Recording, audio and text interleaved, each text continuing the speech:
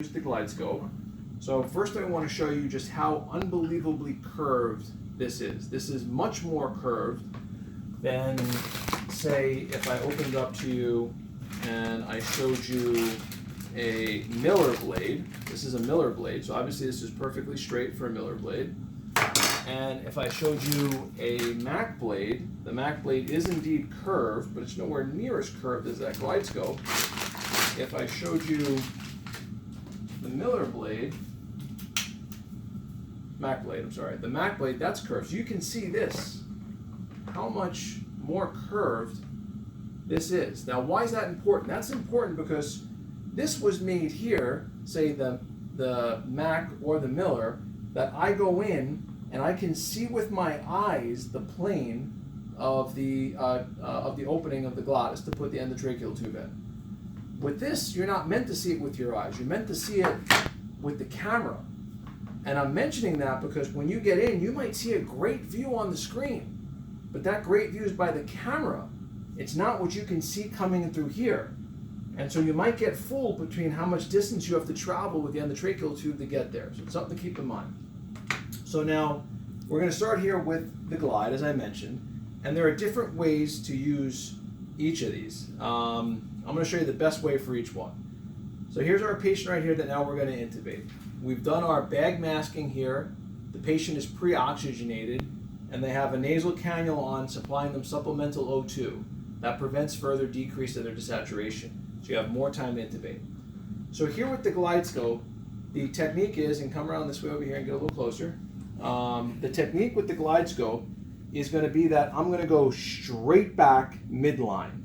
So right in the middle of his mouth, straight back, I come in and I'm midline, and now I'm going to look at the screen over here. So straight back midline, and as I'm going midline, I'm continuing to push down, down, down, down, going in.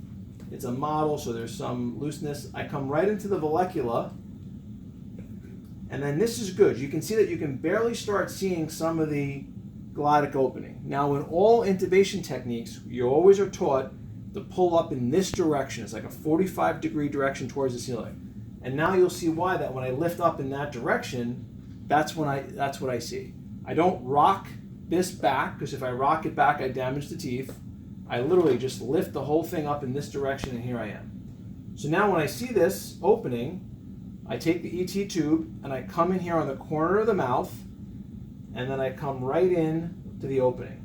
Now, one thing I want you to notice again is that since the camera and the Glidescope is so curved, you have to use the Stylet that comes with the Glidescope. You're not meant to use the regular Stylet, the flexible one.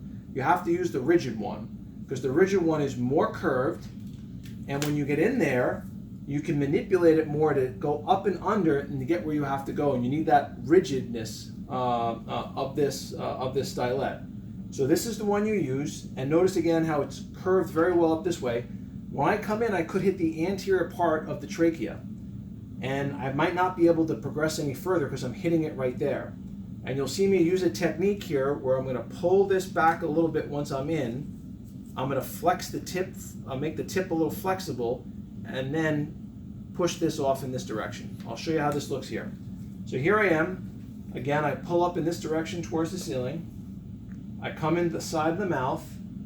I come down. I'm in. I'm hitting that first part of the trachea up top, right?